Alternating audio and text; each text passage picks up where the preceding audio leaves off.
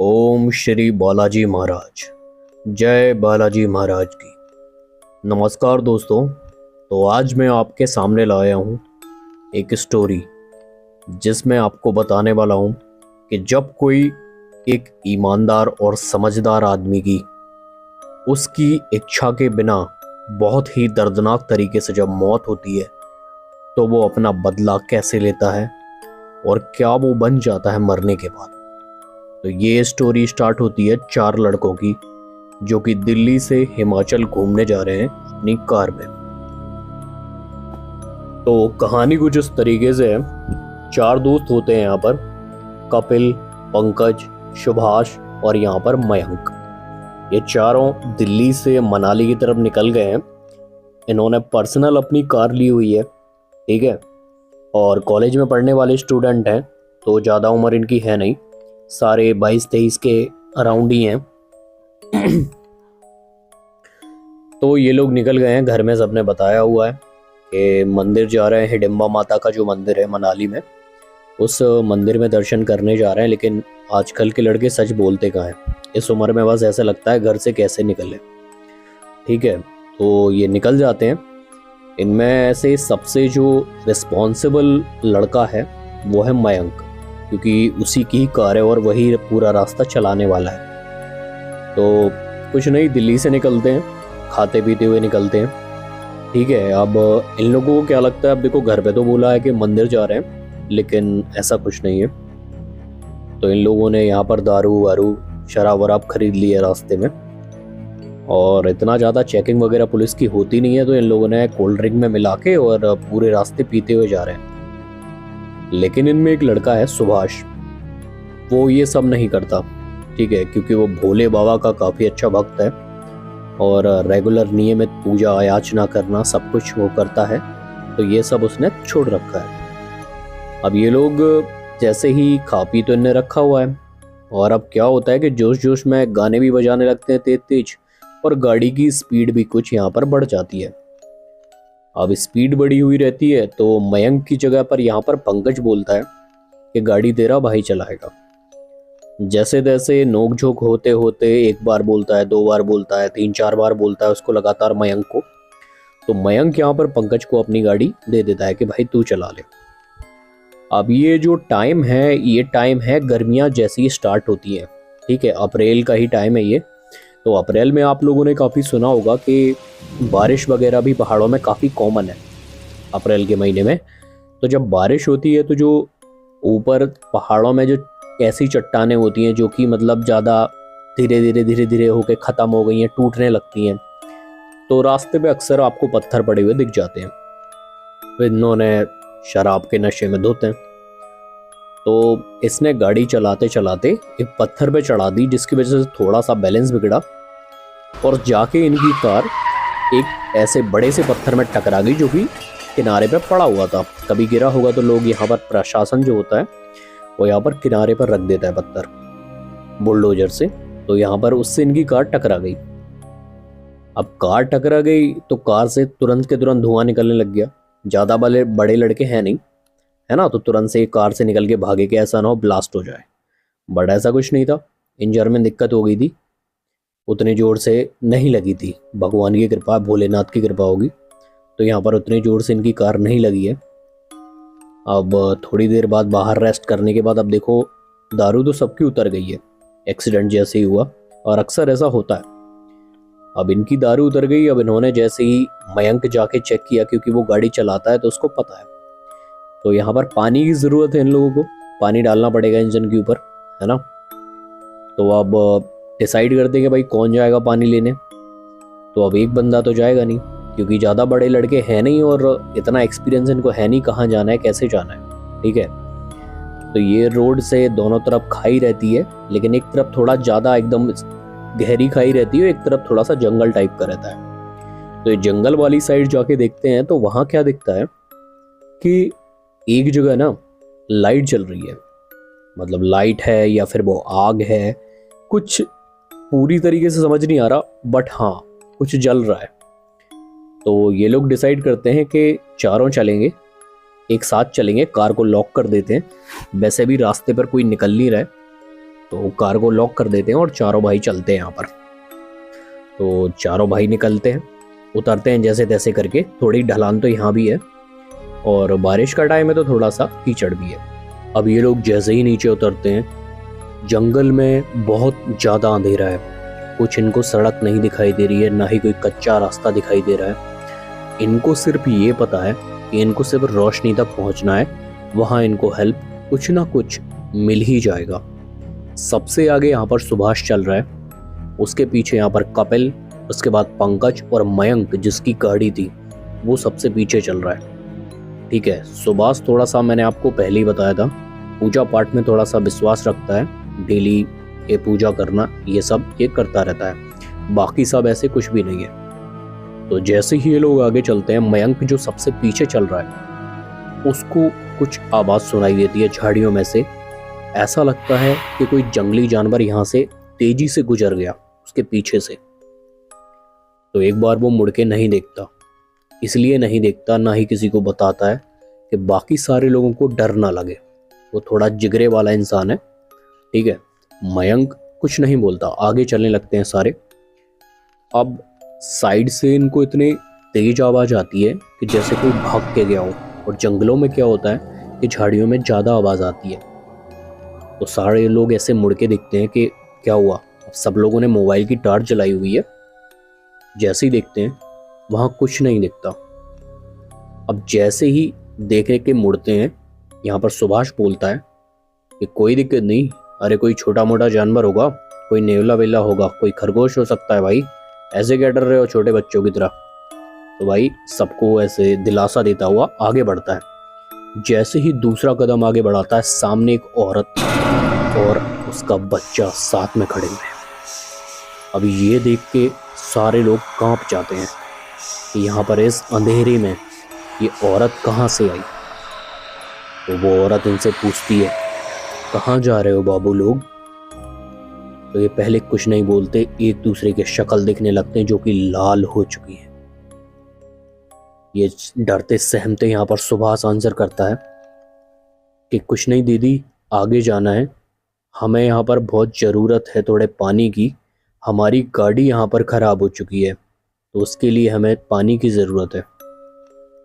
वो बोलती है कोई बात नहीं, मेरे पीछे पीछे आ जाइए आप।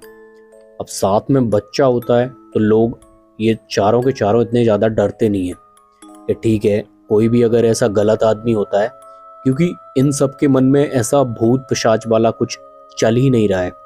इनको है कि कोई ऐसा ना हो कोई हमें लूट ले, कोई चोर डकैत मिल जाए। ये भूतों वाला कुछ सिस्टम सोच ही नहीं रहे। ठीक है, जैसे ही वो कहती है तो सुभाष हामी भर देता है कि ठीक है चलिए आप आगे आगे, हम पीछे पीछे आ रहे हैं। अब ये लोग बिना कुछ सोचे समझे उसके पीछे चल देते हैं। सुभाष को यहाँ पर थोड़ा बहुत तो लगता है, क्योंकि जो पूजा पाठ से जुड़े हुए लोग होते हैं, जो भगवान की शरण में रहते हैं, आराधना करते हैं, तो जब भी कोई खतरा या ऐसी चीज़ इनके आसपास भटकती है तो इनको एहसास थोड़ा सा हो जाता है। लेकिन सुभाष उसको नज़रअंदाज कर देता है, क्योंकि इनको जल्दी से जल्दी मनाली पहुंचना है और वापस भी आना है दूसरे दिन यहाँ पर। ठीक है, तो ये लोग उनके पीछे बिना कुछ सोचे समझे चलने लग जाते हैं। अब यहाँ पर कुछ चीज़ें नोटिस करने वाली हैं। ठीक है, कि औरत ने तो साड़ी पहनी हुई है, वो भी बहुत पुराने ज़माने के, ऐसा उसने मेकअप कर रखा है। मेकअप से मेरा मतलब है कि जो चूड़ियाँ होती हैं काफ़ी मोटी मोटी चूड़ियाँ हैं, पैरों में भी काफ़ी मोटी पायल पहनी हुई है उसने, जो कि मॉडर्न अभी गांव में भी लोग नहीं करते। और शॉकिंग बात, थोड़े से अचंभे वाली बात ये भी है कि जो बच्ची उसके साथ है उसने भी साड़ी पहन रखी है यहाँ पर। वो आगे जाके चलती रहती है, ये लोग पीछे पीछे आ रहे हैं उसके। चलते चलते चलते चलते पता नहीं इन्हें कहाँ जा रहे हैं, ये लोग जस्ट पीछा कर रहे हैं उसका। अब वहां पर सामने एक कुआं आ जाता है। तो कुएं के पास जाके वो औरत बोलती है, बाबू भर लीजिए पानी, ये रहा आपका कुआं। तो ये लोग बिना कुछ सोचे समझे, वहां पर एक रस्सी पड़ी होती है, उसमें अपनी बाल्टी का हुक बांधते हैं और उसको पानी में गिरा देते हैं। पानी में जैसे ही वो गिरता है, बाल्टी ऊपर ये लोग खींच लेते हैं तो बाल्टी खींचने के बाद यहाँ पर ऐसी बातें करने लग जाते हैं आपस में कि चलो यार कोई दिक्कत नहीं, हो जाएगा, और कैसे करना है जल्दी कर लेते हैं। आपस में ये लोग बातें करने लगे, मस्ती मजाक करने लगते हैं। अब कुएं का पानी बाल्टी निकालने के बहुत देर तक ऐसे हिलता नहीं रहता, वो थम चुका है। तो यहाँ पर सुभाष जब पानी में देखता है तो उसको क्या दिखता है कि यहाँ पर जो माँ और बेटी हैं उन दोनों की परछाई पानी में नहीं बन रही है। अब यहाँ पर सुभाष समझ चुका है कि ये इंसान नहीं है, ये इंसान के भेष में जो हमें दिख रही हैं ये कोई गलत नेगेटिव चीज़ है, कोई प्रेत आत्मा हो सकती है। जैसे ही सुभाष को ये रियलाइज़ होता है, सुभाष उनकी तरफ देखने की कोशिश ही करता है कि वो दोनों पानी में छलांग मार देती हैं और जोर से आवाज़ आती है। वो पानी में छलांग मारने के बाद बचाओ बचाओ जोर जोर से चिल्लाने लगती हैं दोनों। तो इन सारे दोस्तों को लगता है कि ये लोग पानी में गिर गए हैं, लेकिन जब ये लोग बचाने की कोशिश स्टार्ट ही करते हैं, रस्सी फेंकने का ट्राई करते हैं यहाँ पर मयंक, तो सुभाष उन दोनों को रोक लेता है। कहता है इसको छोड़ भाई, अपनी कार की तरफ चल जल्दी से जल्दी। जब ऐसा कहता है मयंक, यहाँ पर उसका दिमाग खराब हो जाता है कि भाई तू ऐसा क्यों कह रहा है, इनको बचाना चाहिए, इन्होंने हमारी हेल्प की है। तो यहाँ पर सुभाष कहता है इनको छोड़ दे, मेरी बात मान, इनको छोड़, यहाँ पर जल्दी से जल्दी यहाँ से निकल। तो जैसी ही ऐसी बातें होने लगती हैं वहाँ पर, यहाँ पर पंकज और कपिल दोनों ही पसीने में लथपथ हो चुके हैं कि क्या चल रहा है भाई। तो यहाँ पर मयंक सारा कुछ यहाँ पर फेंकता है, बाल्टी उठाता है और चलने लगते हैं, सारे लोग दौड़ने लगते हैं लिटरली। तो यहाँ पर मयंक सबसे पीछे है। मयंक जो सबसे पीछे है उसको ये हर दाम यही लग रहा है कि उसके बगल में कोई यहाँ पर साथ साथ उसके चल रहा है। वो फुल स्पीड से दौड़ रहा है, फिर भी उसको यही लग रहा है कि उसके बगल में कोई खड़ा है और उसके कान में बोल रहा है कि कहाँ जाएगा, अब तू बच के यहाँ से नहीं जा सकता, तेरी जान मेरी हो चुकी है, तू लगा ले जितना जोर लगा सकता है, ये मेरी जगह है, यहाँ से तुम बाहर नहीं जा पाओगे। और जब 1-2 मिनट आगे दौड़ने के बाद यहाँ पर मयंक अपने आप, उसके आंखों के सामने अंधेरा छा जाता है और जमीन पर गिर जाता है। मयंक को गिरता देख सुभाष यहाँ पर पलटता है और देखता है कि यहाँ पर मयंक जमीन पर गिर चुका है। पंकज और कपिल को भी आवाज लगाता है, ये दोनों भी मुड़कर आते हैं और यहाँ पर मयंक को उठाने का प्रयास करने लगते हैं कि मयंक भाई क्या हो गया भाई, उठ यहाँ से, चलते हैं ना, चल, क्या कर रहा है, क्या हुआ तुझे। मयंक की आंखें यहाँ पर दोनों खुली हुई हैं, लेकिन मयंक का जो शरीर है वो इतना ज्यादा भारी हो चुका है कि यहाँ पर तीनों लड़के यहाँ पर जोर लगा रहे हैं। 20-21 साल के लड़के हैं जिनमें अच्छा खासा यहाँ पर दम होता है, वो पूरा जोर लगा रहे हैं, लेकिन यहाँ पर मयंक को उठा नहीं पा रहे हैं, क्योंकि मयंक अब एक नहीं 3 जान का मालिक था, उसके ऊपर 3-3 लोग सवार थे। अब इन लोगों की बहुत ज़्यादा हालत ख़राब हो जाती है, इनको लगता है हे भगवान बस बचा लीजिए आज। अब इतना देख के जो उनको रोशनी दिख रही थी वो एक भगवान की कृपा मानो या फिर उनके परिवार वालों के अच्छे कर्म मानो, वो जो लाइट दिख रही थी वो एक पंडित जी की कुटिया थी जो कि बगल में, मंदिर के बगल में बनी हुई थी। पंडित जी ने जैसे ही कुएं में गिरने की आवाज़ सुनी थी, तभी से पंडित जी यहाँ पर अलर्ट हो चुके थे कि कुछ ना कुछ अनहोनी आज होने वाली है। और वही हुआ। यहाँ पर मयंक उठ नहीं पा रहा है, जस्ट जमीन पर लेटा हुआ है और कोई भी हरकत उसके शरीर में नहीं है। पंडित जी अपनी लालटेन उठाते हैं, टॉर्च उनके पास है लेकिन फिर भी वो यहाँ पर लालटेन उठाते हैं, क्योंकि आप लोगों को पता होगा कि यहाँ पर ऐसी जो ताकतें होती हैं, नेगेटिव जो चीज़ें होती हैं, इनको यहाँ पर आग से थोड़ा सा डर लगता है और जंगली जानवर भी पास नहीं आते आग की वजह से। तो यहाँ पर पुजारी जी जल्दी से दौड़ने लगते हैं यहाँ पर किसी भी तरफ। पहले तो वो कुएं की तरफ जाने के सोचते हैं, फिर उनको पता है कि कुएं के पास क्या है, इसलिए थोड़ा सा रास्ता भटकते हैं वो, और यहाँ पर लड़कों की आवाज़ को फॉलो करने लग जाते हैं, उसी के पीछे पीछे चलने लग जाते हैं। अब 2-4 मिनट बीत चुके हैं, मयंक उठ नहीं रहा है और इन सारों की हालत खराब हो चुकी है। कपिल यहाँ पर रोना स्टार्ट कर देता है कि भगवान बचा लीजिए, क्या हो गया इसको, जल्दी से जल्दी घर चलो, मुझे अपने घर जाना है। यहाँ पर ये आवाज़ें काफ़ी दूर दूर तक जा रही हैं क्योंकि जंगल में सन्नाटा है। पुजारी जी को ये आवाज़ें सुनाई दे रही हैं और वो उसी तरफ आ रहे हैं। पुजारी जी जैसे ही यहाँ पर इनके पास पहुँचते हैं तो ये लोग हाथों में पत्थर उठा लेते हैं। इनको लगता है पता नहीं और भी कोई समस्या फंसने वाली, पता नहीं कौन आ गया। तो पुजारी जी इनको बोलते हैं कि मैं आपकी हेल्प करने आया हूँ, मुझे कुछ भी मत करिए, मैं यहाँ पर आपकी सहायता के लिए आया हूँ। तो यहाँ पर सुभाष इनको देखकर, उनके जो वस्त्र हैं उनको देखकर समझ जाता है कि ये कोई पंडित जी या फिर कोई गांव का आदमी है। तो पुजारी जी को पास आने देता है, उनको कहता है रुक जाओ, कोई दिक्कत नहीं है, हमारे साथ हैं। तो जैसे ही पुजारी जी उनके पास आते हैं तो पुजारी जी मयंक की हालत देखते हैं, जैसे ही वो नीचे पड़ा हुआ है। उनके पास एक भभूति टाइप की रहती है हमेशा, उन्होंने भभूति अपने हाथों में भरते हैं और भगवान के मंत्रों का जाप करते हैं, मयंक के माथे पर रगड़ देते हैं। अब यहाँ पर क्या होता है कि मयंक की आंखें भभूति के रगड़ते ही बंद हो जाती हैं और उसका शरीर भी ढीला पड़ जाता है। सावरे लड़कों को पंडित जी बोलते हैं, अरे लड़कों, उठाओ इनको और ले चलो मेरी कुटिया में। तो तीनों यहाँ पर मिलके उठाते हैं। यहाँ पर कपिल की हालत बहुत ज़्यादा खराब है, बिल्कुल रोने वाली हालत है और बहुत ज़्यादा रो रहा है वो। उठा के जैसे तैसे हिम्मत करके पंडित जी के कारण लेके जाते हैं लोग। तो मयंक को वहाँ पर लेके जाते हैं। अब मयंक कुटिया में पहुँचने से पहले यहाँ पर बहुत अजीब हरकतें करने लग गया है, वो होश में आ गया है। वो यहाँ पर मंदिर की चौखट पे ना पैर फंसा लेता है, कहता है मैं इसके अंदर नहीं जाऊँगा। वो जबरदस्ती 3 लड़कों के आगे थोड़ी चल पाई एक लड़के की, तो जबरदस्ती वो तीनों यहाँ पर मयंक को ले जाते हैं अंदर।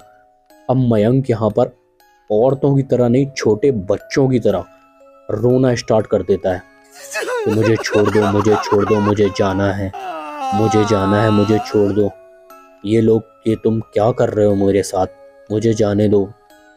तो पंडित जी यहाँ पर कहते हैं ये कुछ भी बोले, इसकी कोई भी बात मत सुनो, इसको अंदर लेके आओ। और जहाँ मंदिर का गर्भगृह होता है वहाँ पर इसको लेके चले जाते हैं। पंडित जी यहाँ पर एक जो गंगा जल होता है, गंगा जल से इसका मुंह धुलवाते हैं और जैसे ही गंगा जल इसके ऊपर पड़ता है, यहाँ पर एक औरत की आवाज में बोलना स्टार्ट कर देता है कि पुजारी मेरे बीच में मत पड़, तू हमेशा मेरे कामों में टांग अड़ाता है, तुझे मेरी शक्तियों का आभास नहीं है, ना तू ये जानता है कि मेरे साथ कितना गलत हुआ है। अगर तू ये जानता तो कभी इनकी सहायता नहीं करता। तो पंडित जी यहाँ पर उसको जवाब देते हैं कि मैं तुझे अच्छे तरीके से जानता हूँ, लेकिन इन बच्चों का क्या कसूर है, इनको छोड़ दे, नहीं तो मैं यहाँ पर ज़्यादा शक्तियों का प्रयोग करके अपने भगवान से ऊपर तुझे बिल्कुल नहीं मानता। अगर मैंने अपने भगवान को यहाँ पर बुलाया तो तुझे यहाँ पर भागना पड़ेगा। तो यहाँ पर वो कहती है किसी को भी बुला ले, मैं यहाँ पर डरने वाली नहीं हूँ, तो किसी को भी बुला ले। तो पंडित जी यहाँ पर मंत्रोच्चारण स्टार्ट करते हैं और मंत्र पढ़ते पढ़ते वो फिर से रोने लगता है। तो पंडित जी के पैरों में गिर जाता है कि पंडित जी माफ कर दो, पंडित जी माफ कर दीजिए, मुझे जाने दीजिए, आप क्यों ऐसे लोगों का सहायता कर रहे हैं जबकि आपको मेरे जैसे असहाय लोगों की सहायता करनी चाहिए। तो पंडित जी कहते हैं तेरे पास एक ही रास्ता है, तो इसको छोड़ के चली जा, वरना तेरा बहुत बुरा हाल होगा, मैं यहाँ से बिल्कुल नहीं जाने दूंगा। तो इतना कहते ही मयंक बेहोश हो जाता है और जमीन पर गिर जाता है। मयंक के जमीन पर गिरते ही पंडित जी कहते हैं इसको उठाओ। जैसे ही 3 लड़के उसको उठाते हैं, थोड़ी देर बाद मयंक को यहाँ पर होश आ जाता है। मयंक को जैसे ही होश आता है, उसका पूरा शरीर यहाँ पर तप रहा है, मतलब उसको बुखार हो गया है बहुत ज़्यादा।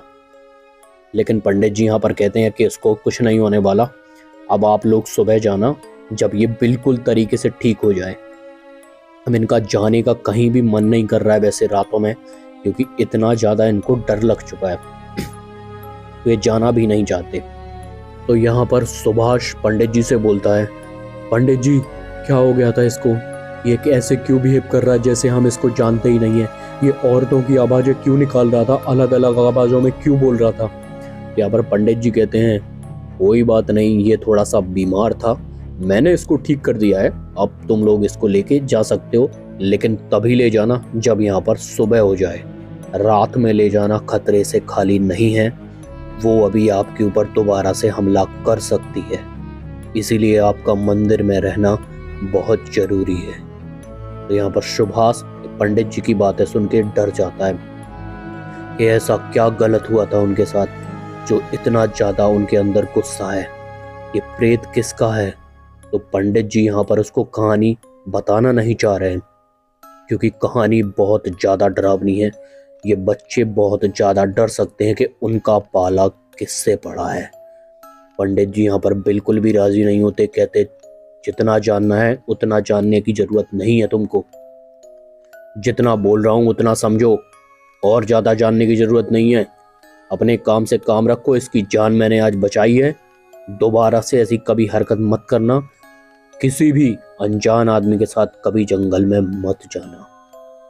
सुभाष यहाँ पर फिर से पंडित जी से पूछता है कि पंडित जी मुझे जानना है कि मेरे दोस्त के साथ क्या हुआ है, अगर इसके माँ बाप इसको पूछेंगे, अगर कोई अनहोनी होती है हमारे घर जाके, तो मैं क्या जवाब दूंगा इसके घर वालों को, और कैसे इसको ठीक कराऊंगा। तो मुझे पता होना चाहिए कि इसके पीछे कौन पड़ा है। तो पंडित जी बोलते हैं कि अगर तुझे जानने का इतना ही शौक है तो सुन फिर।